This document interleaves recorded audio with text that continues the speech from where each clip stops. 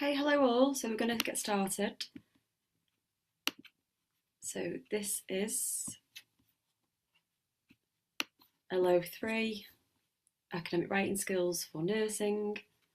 And I'm going to share the screen now. Okay, there we go. So this unit is all about how we use language style conventions appropriate to academic writing. So we'll make a start. Okay, so the language style and conventions within academic writing is really important. Any academic writing should conform to accepted and appropriate conventions, such as the use of standard English and appropriate terminology throughout, adapting your style and register to the audience, including a bibliography or an in-text citation to show awareness that the words, ideas of others should be acknowledged. We should use a range of sources such as books, academic journal articles, and published expert reports. It's good practice to avoid using only website references. So it's more considered more respectable and acceptable to use a range of sources such as books and journals, so you have a range of insights. The next section. So key terminology to be aware of. So what is a pronoun? So a definition of a pronoun. A pronoun is defined as a word or phrase that is used as a substitution for a noun or noun phrase, which is known as the pronoun's antecedent. Pronouns are short words and can do everything that nouns can do and are one of the building blocks of a sentence. So an example of a plural pronoun: any of a small set of words such as I, she, he, you, it, we or they in a language that are used as substitutes for nouns or noun phrases and whose referents are named or understood in the context. So we have a table to the right. So if we're talking about as in a subject, in first person singular it would be I, plural we. In second person it would be you, and you again for singular and plural.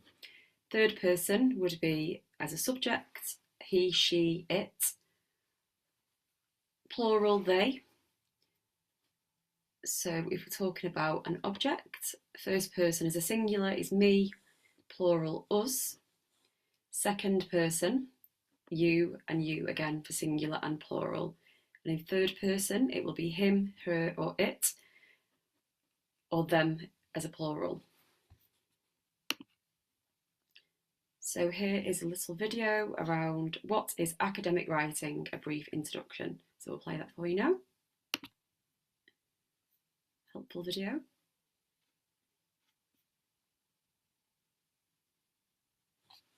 Hi, I'm Ellen.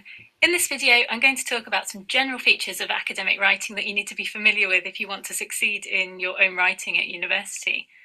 First of all, you need to consider that writing is communicative. In all forms of communication, there is a sender who transmits a message to a receiver. In academic writing, that message will be a fact-based argument, and in order to successfully deliver this, you need to know who you're writing for and what you can expect your target reader to already know. In other words, identifying your audience is crucial. Another central feature of academic writing is that it's objective, which means you should avoid biased language and generalizations, and that you shouldn't bring in your personal preconceptions or opinions. An academic essay about, say, a fictional character, a political conflict, or a religious issue should present an argument that sheds light on the actual topic, but mustn't be a subjective statement on the part of the writer. Academic writing is a formal genre, and you are expected to use a rather strict register and format. This can be a challenge, especially for non-native writers, as different levels of formality might be difficult to recognise in a second language. Remember, the question of style and register in writing is not necessarily a difference between what is right or wrong language-wise, but rather specifies what is the preferred style for a specific occasion.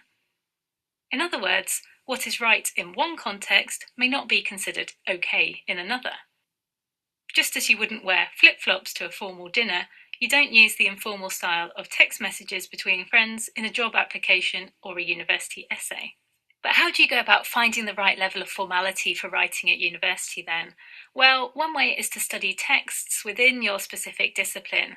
As a university student, you have loads of helpful resources to hand. You have access to your university library resources, books as well as journals, and perhaps also student papers and degree projects written at your department. Read texts within your discipline to learn how scholars and experienced students write. Look for things like how they introduce their argument, how they define and use discipline-specific terms, and how they make use of previous research within the field. The last thing I'd like to raise here is the fact that writing practices do vary from one academic discipline to the next. This means that you need to learn what is expected of you for the particular text that you are writing. An article in physics looks very different from one in history, for instance.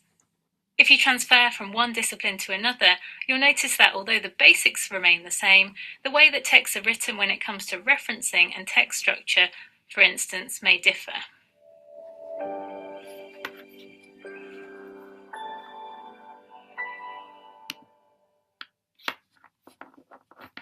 Okay, so I hope that was helpful.